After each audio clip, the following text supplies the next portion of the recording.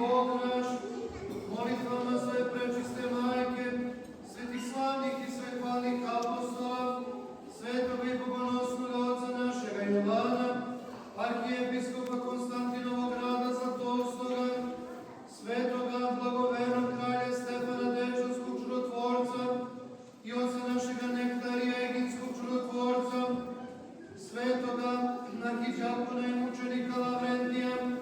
i svetoga Siksta Rimskoga, čiji spomen slavimo, svetih srpskih prosvetitelja i učitelja, Simeona Mirotočivoga, svetitelja Save, Arsenija Maksima Vasilija Ostroškoga,